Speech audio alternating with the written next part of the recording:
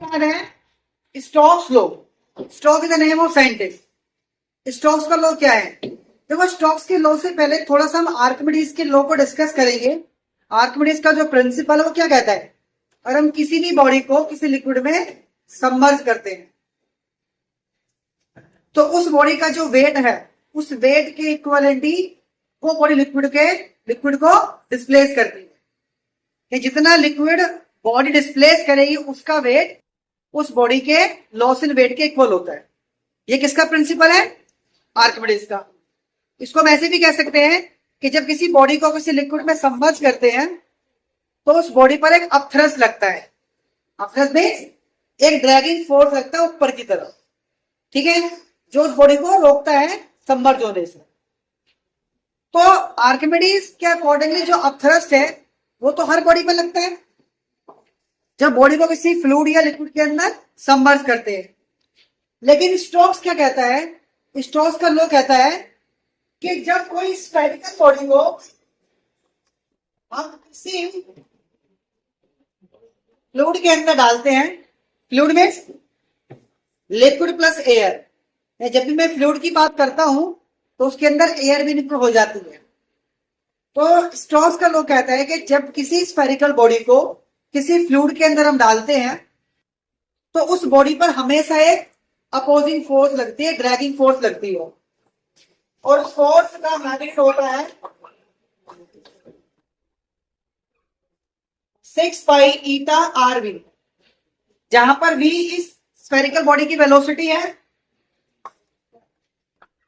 और r इसका radius है और ईटा इसका कोएफिशिएंट ऑफ विस्कोसिटी है। Eta is the coefficient of viscosity किसका? मीडियम का, जिसके अंदर आपका बॉडी फ्लो सबमर्ज हो रहा है, ठीक है। तो स्टोक्स का जो लॉ था वो सिर्फ स्फेरिकल बॉडी के लिए, लेकिन आर्किमिडीज का जो प्रिंसिपल है वो हर बॉडी के लिए। तो कहने का मतलब ये हो गया, जब स्फेरिकल बॉडी किसी फ्लूइड के अंदर गिरेगी तो उसके अंदर आर्किमिडीज के प्रिंसिपल के अकॉर्डिंगली अपथ्रस्ट तो लगेगा ही, स्टोक्स फोर्स भी साथ में लगेगा। क्लियर है? तो यानी जब किसी बॉडी को हम किसी स्फेरिकल बॉडी को किसी लिक्विड में डालेंगे, किसी फ्लूइड के अंदर डालेंगे तो उस पर दो तरह का फोर्स लगेगा। एक फोर्स वो होगा जो उसकी मोशन को इंक्रीज करेगा और एक फोर्स वो उसकी मोशन को डिक्रीज करेगा। तो बॉडी नीचे जाए या ऊपर जाए, क्योंकि एक फोर्स लग रहा है उसकी मोशन को बढ़ाने के लिए, दूसरा उसकी मोशन को घटाने के लिए। तो जब दोनों फोर्स आपस में इक्वल हो जाते हैं तो बॉडी एक कांस्टेंट वेलोसिटी से फ्लोट करती है और उस कांस्टेंट वेलोसिटी को कहते हैं हम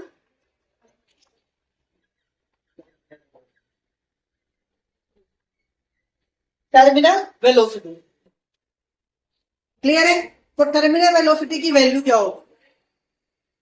देखिए, हम यहां पर लेट करते हैं कि सिग्मा है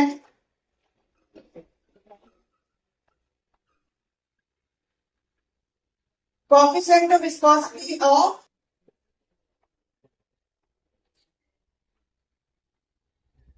स्फेरिकल बॉडी और ईटा क्या है?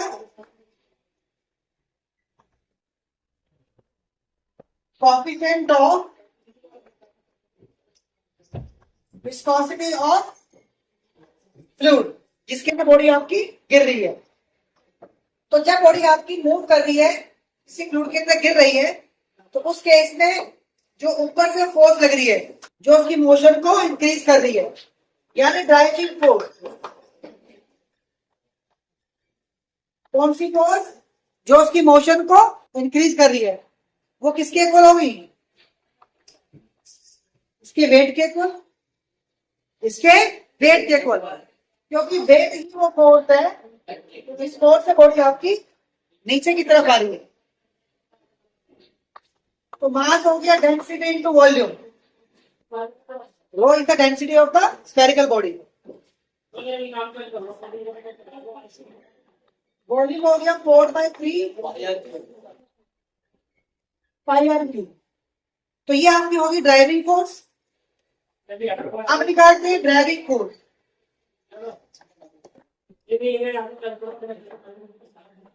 ड्रैगिंग फोर्स में जो फोर्स इसकी मोशन को अपोज करेगी, तो वो फोर्स एक तो हो गया thrust according to Archimedes principle, और दूसरा फोर्स हो गया जो स्टोक्स का फोर्स है 6 पाई ईटा आरवी। तो दो तरह की फोर्स इसकी मोशन को अपोज करेगी, एक तो थ्रस्ट, दूसरा स्टोक्स के हिसाब से। अब थ्रस्ट किसकी इक्वल होता है? जितना बॉडी का वेट डिस्प्लेस हुआ,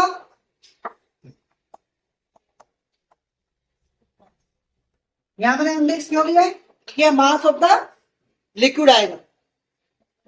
तो लिक्विड का मास क्या हो गया, बोलो? लिक्विड डेंसिटी क्या ले लो भाई, एच ले लो, और उसका वॉल्यूम हो गया 4/3 पाई are cube into ji.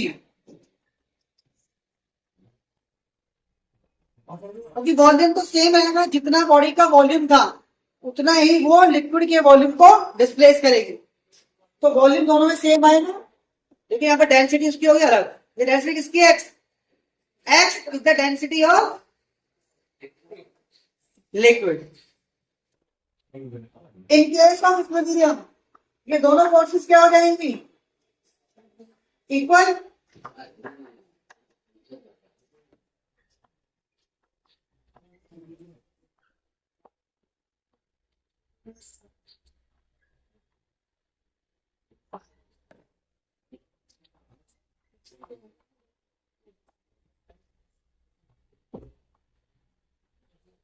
In case of equilibrium हम दोनों फोर्स क्या कर रही है? इक्वल। यहां से अगर हम V की वैल्यू निकालते हैं तो वो आती है 2/9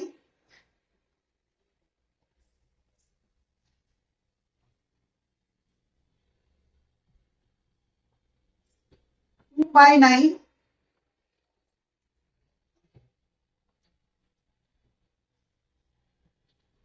रो divide by x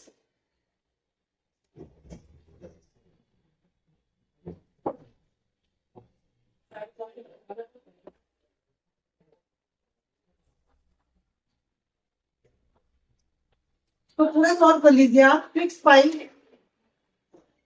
eta are we, यहां से क्या कॉमन आ जाएगा? वॉल्यूम कॉमन आ जाएगा।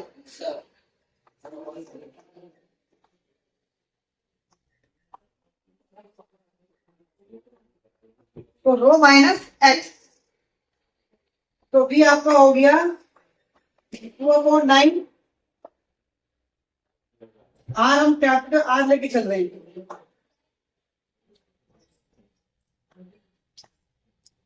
Are square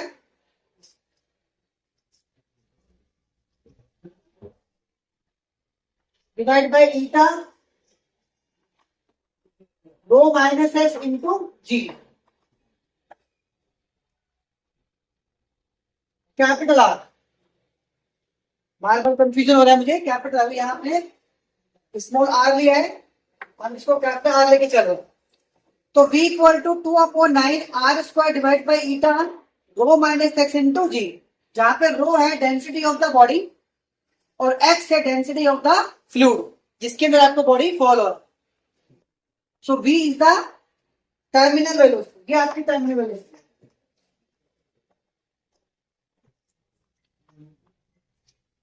terminal velocity clear है?